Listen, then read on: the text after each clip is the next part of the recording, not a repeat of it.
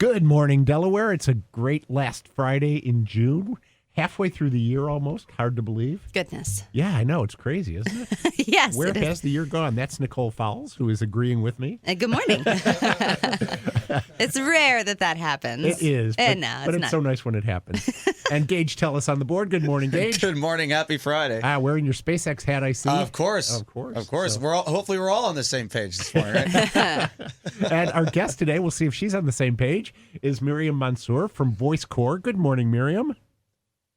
Good morning. It's great to have you here. We're going to talk about Voicecorps and what service that provides to the community in the second half of the show. But Nicole, what you been reading, listening to, binging on? I got interested in introducing some of the presidents to my 6-year-old daughter. And so I, what? Why are you? I don't trust George when he laughs. No, I'm trying not to be political. Go ahead. Well, I thought we might start with Lincoln. So, and something, I don't know, my mind is a beautiful place and a confusing place. And something popped into my mind and I was like, Lincoln, I need to find picture books about Lincoln and read them to my 6-year-old. So It doesn't have a happy ending. No, well, this one does, Okay. though. This one's very interesting. All right. So it's called Abraham Lincoln's Dueling Words. It's by Donna Janelle Bowman, and it's illustrated by S.D. Schindler. Yes, it is the Schindler. I was like, am I saying that right? And then, it's a story that I'm curious, George, if you know, because I know you're very educated on our presidents. The person who Abraham Lincoln is having dueling words with is James Shields. Does that story sound familiar to you at all? No, So, it doesn't. did you- I figured it was Stephen Douglas with the Great Debates. That is not. Do you know that Abraham Lincoln was involved in a duel? No, I didn't. This is fascinating because basically this is a story that I tried to see, is there an adult fiction or nonfiction, historical fiction or nonfiction book that talks about this? Is there anything written much about James Shields? No, you can't find it hardly anywhere. And this is the story of, in 1842, young Abraham Lincoln. He's about in his mid-30s, early 30s at this point. He's a lawyer in Illinois, and he gets in a kind of a debate, a back and forth with James Shields, who at the time is I want to say, auditor of the state of Illinois. The state was in a banking crisis, and they decide that the best way to collect taxes is not through the money that the common people were using at the time, but was through the language that the bank spoke, which was gold and silver. Ooh. And so state of Illinois says, we're collecting taxes through gold and silver. Abraham Lincoln, the party of the Whigs at that point, he says that this is terrible for the common man. And so he decides that he gets a little bit of a rascally idea to tell James Shields how he really feels. And he writes a letter to the editor of the paper. This might sound familiar. It's a Dear Rebecca letter. Does that sound familiar at all? No, it's still not sounding familiar. All right. So this is news to George. I'm so excited. So he writes a letter basically chastising everything that James Shields is doing, but he does it in his Lincoln smart way, where he uses words like reckon and s'pose and, talking about people getting in a whole like nick of trouble, So he's using a lot of kind of like, backwoods words that he knew growing up in Illinois. And he pens the letter from Aunt Rebecca. And Shields is fuming about this, of course, because he's not being very nice. He's really just publicly outing him. Well, then another Aunt Rebecca letter is written, not from Lincoln, that just shows up in the paper, also joining on. Another letter shows up that happens to be written by Miss Mary Todd, who he's engaged to at the time. With her buddy, she has a friend who she writes that along with. And all of these letters start appearing in the local paper, and Shields is not happy about it. Shields goes to the paper and demands to know who wrote these letters. And Lincoln says, tell him that they were all from me. Just tell him that they were all from me. So it shines a little light on his character at the time, even though that wasn't a very nice thing to do. Shines a little light on his character. So Shields and Lincoln then go back and forth in this like furious letter writing, campaign, because that's what you do in 42.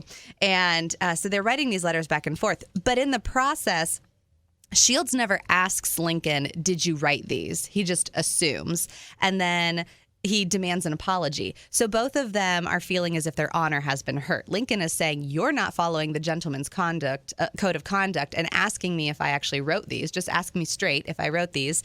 And Shields is, saying that he's been publicly defamed and humiliated, and my honor is lost, and you've hurt my character and my practice of law. And so Shields challenges him to a duel. Wow. And the dueling's not legal in Illinois at that point. But they go to a place called, I think it's like Bloody Island or something like that, which is where all of the Illinois, Bloody Island, which is where all of the Illinois battles and duels go to happen. And Lincoln, as the person who could not. Who was being challenged, as the person being challenged, he got to set the rules. And so, of course, he was going to have a little fun with that. Oh, yeah. So he's not going to say it's 10 paces and then shoot with a pistol. He's going to say, well, we're going to need a plank. And the plank's going to be 12 inches wide by, 7 feet long. And we're going to use swords and cavalry broadswords of the largest size. And we are going to then have a line beyond that. And so basically Lincoln figures out like, hey, I'm like 6.5 feet tall and he's not. And these swords are really heavy. And I'm going to guess he's not very good at that. And with my like wingspan of my arms and the span of this sword, like I'm going to best him. Because I'm smarter. So he sets the rules because to win in his advantage, which is the point. They get out there, they both show up, and then of course they're seconds. Which, if you know the dueling rules, those are the people who are to step in, and say like, please, really don't do this, to prevent the spill of blood. Their seconds step in and they tell a lie to Lincoln that says like, oh, Shields concedes, and so then Lincoln goes over and talks to him and explains what happens, and says like, hey, listen, I am sorry, you did this, I did this, but yeah. Let's make it right. And so they don't actually end up dueling, of course. But they do both show up. They do both agree that honor has been restored. He does confess that he lost, that he wrote at least one letter to the paper, and then they go about their way. And then they go on to work together in the future because, of course, they both become Illinois. They both become Illinois congressmen. They both start working for the federal government at one point, and Lincoln even uses him in some of his prudential faculties.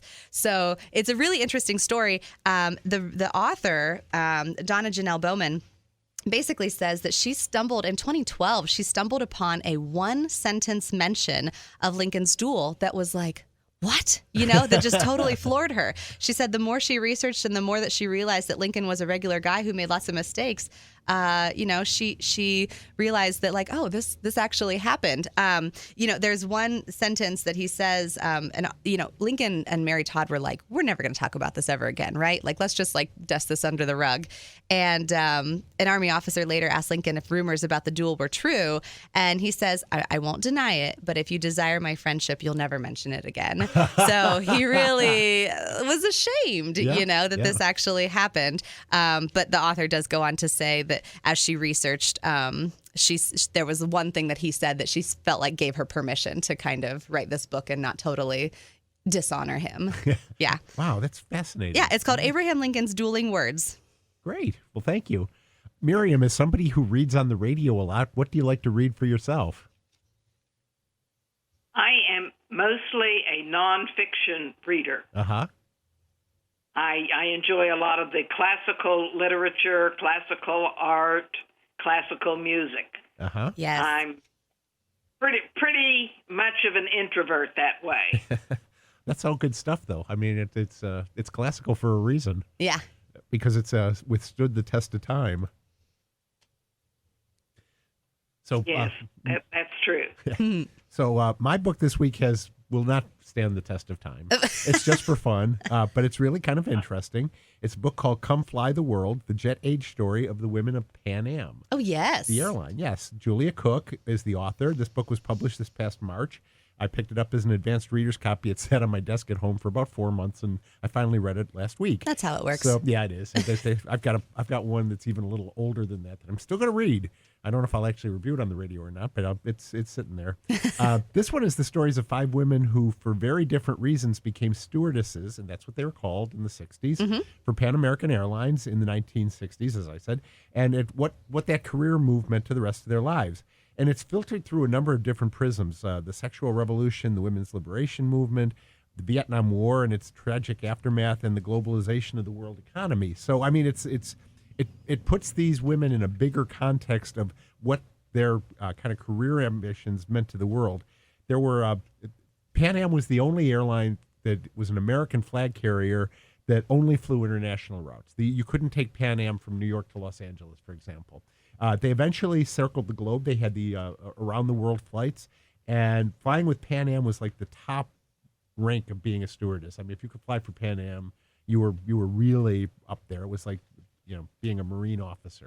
So there were a lot of nasty stereotypes about stewardesses too, like they weren't too bright, they were sexually promiscuous, they're just out to get a husband out of the first class cabin, that sort of thing. And a lot of this was perpetuated by the sexist advertising that the airlines used about stewardesses, like National Airlines with their Come Fly Me and some outrageous uniforms that the stewardesses were required to wear at some of the other airlines. But the reality was the stewardesses were more likely to have a graduate degree than women in the general population. For Pan Am, they had to be able to speak at least one language other than English. And they were basically independent, intelligent career women who were operating in what was often a very hostile work environment. Today, it's aggressive, drunken passengers. Then it was aggressive, drunken passengers plus skyjackers, because this was the era of skyjacking as well. So the women's movement had a big impact. It helped end arbitrary work rules about age, marital status, weight, pregnancy, clothing. It also helped open the career to men. So one of the really interesting stories in here is that Pan Am had the contracts with the U.S. government to fly troops, non-governmental workers, bureaucrats, and contractors in and out of South Vietnam during the war. And each of the 5 stewardesses whose stories frame this book were involved in those flights, and 3 of them flew together on the first of the really ill-conceived baby lift flights that evacuated 2,200 kids out of South Vietnam, out of Saigon, as the Viet Cong and the North Vietnamese army were about to take over. So it's a fascinating story. Just that part of the book alone is something. I remembered it very vaguely from 1975 when it happened, but this story really brings it all home. The author, Julie Cooke, had access to all 5 of the women she writes about in here. She interviewed them extensively. She also had access to the carefully preserved letters that 2 of the women had written during their work. She's also the daughter of a former Pan Am executive, which explains why she had good access to the behind-the-scenes stuff at Pan Am Airlines. And interest. Yeah, it was really good. So no Coffee, Tea, or Me or the Fly Girls type exploitation here. This is just a solid, interesting look at how a tumultuous time affected a very glamorous profession. So again, it's called Come Fly the World, and it's by Julia Cooke. It is available at the library. I've seen it on the shelf. So you're more than welcome to check it out. It's if you're at all interested in history of that period or just kind of the glamour of flight, this is when it was its most glamorous. So anyway, we will be right back with Miriam Mansour to talk about Voicecorps. So stay tuned. Welcome back to Off the Shelf. This is George Needham with Nicole Fowles, speaking for the Friends of the Delaware County District Library. And our guest is Margaret Mansour, who is with Voicecorps, which is a reading service that provides, as they say in their literature, audio access to the world. Good morning, Ms. Mansour. How are you doing? I'm doing very well, thank you. Great.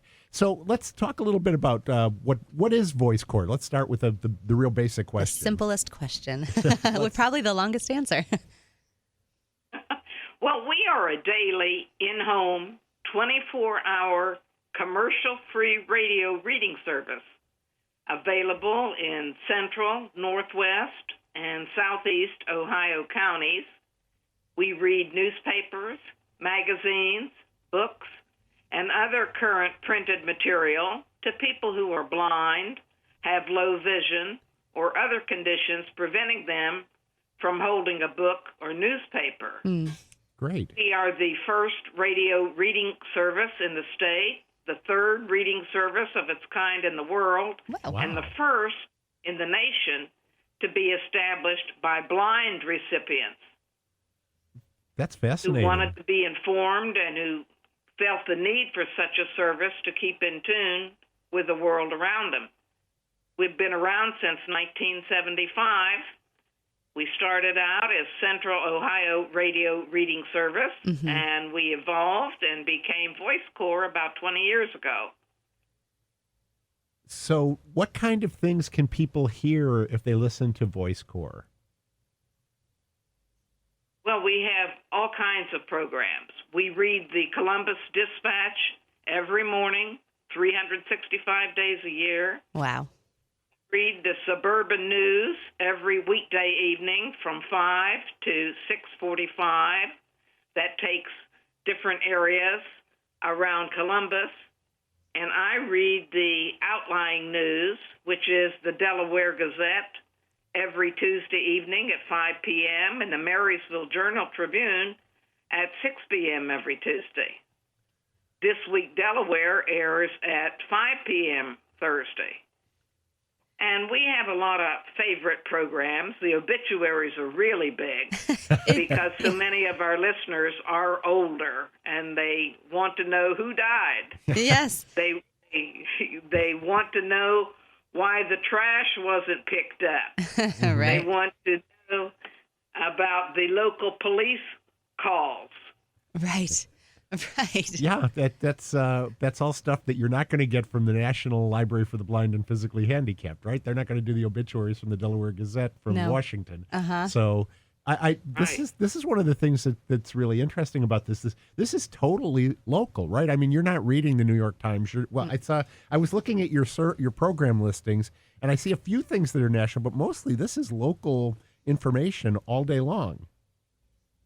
Yes, and it's a variety of things. One of my favorite things, even though I'm not blind, is a program called Get Fit that airs at 10:30 every weekday morning, and it's an exercise program for sedentary people. Mm-hmm. You know, a lot of our people are in wheelchairs or bedfast, and there are some nice, little yoga kinds of things where you can stretch. Yes. And we even have things like a sports show every Saturday morning at 10 a.m. And we have a huge variety of things that we read. We do read the Wall Street Journal, but we also read Columbus Business First and Columbus CEO. We have heavy reading like the National Geographic, and we have very light reading like the National Enquirer. We even read Esquire at 3 a.m. Wonderful. So when you say people can listen, do you need special equipment to be able to receive the broadcasts, or can you just listen to it on computer or on your regular radio? How do you pick up these broadcasts? Right. Well, you may contact Voicecorps by calling 614-274-7650 to register for free use of a special Voicecorps radio. Our signal is on a sideband of WOSU FM, so you need a special radio, but it has battery backup. You can also listen on Alexa, and if you call us, we can tell you how to set that up. The Delaware Library and the Orange Branch this month of June have registration forms which can be mailed in.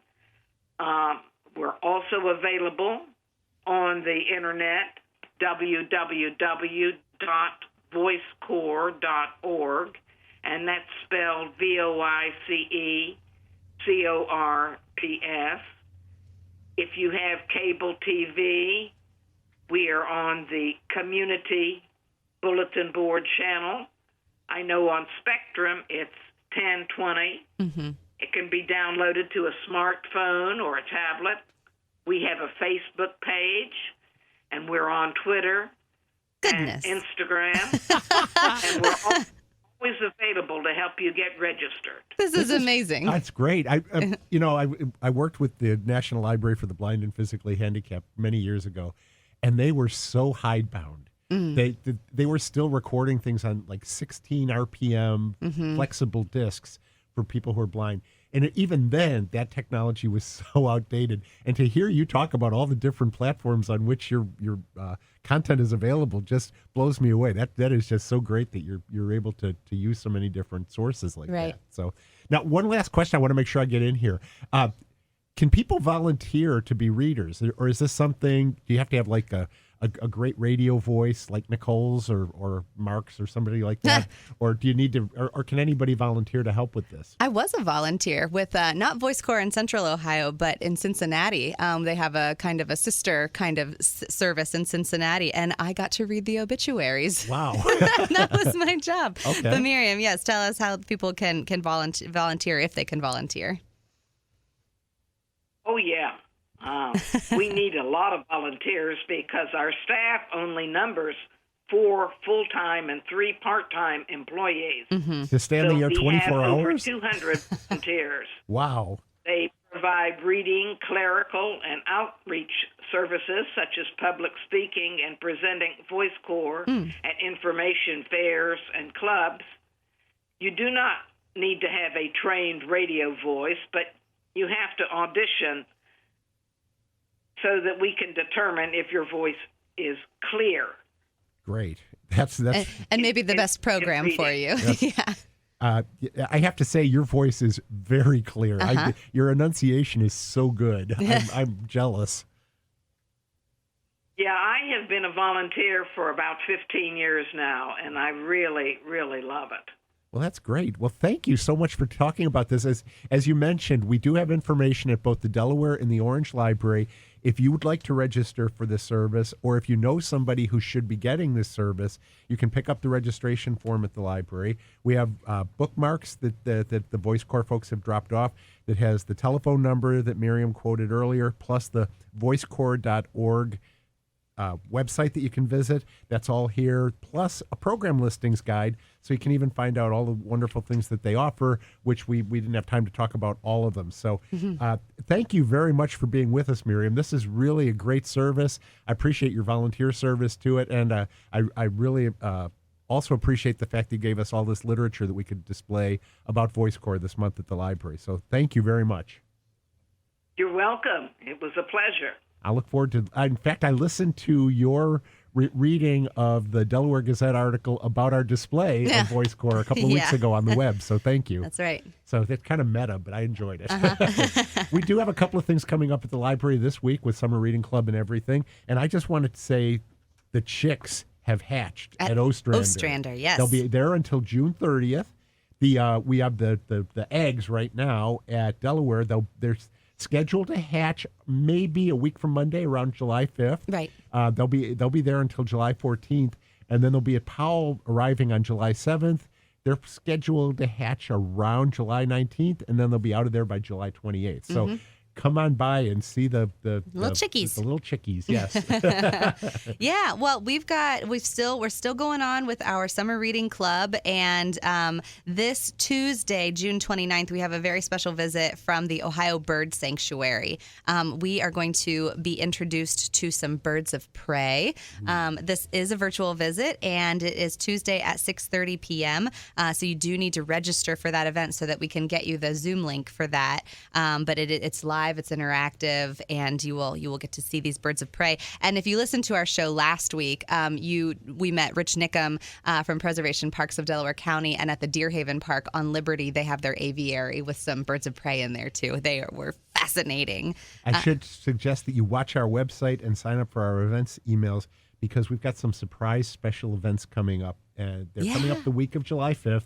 We're holding off till next week to announce them, but I think you'll find some very interesting and don't tell anybody, but in-person events. Not interactive, not online, but actual honest-to-God in-person events coming up soon. So so watch our site. Again, you can sign up for our events emails, or you can just follow the events page on our website, delawarelibrary.org, and keep abreast of that. So, well, Nicole, we've reached the end of another week. It's another show. Another show, another opening, another show, another closing. So thank you all for listening. Thank you, Gage. Absolutely. Thank you again, Miriam, for talking about Voicecorps. We really appreciated that. And we will see you in the stacks.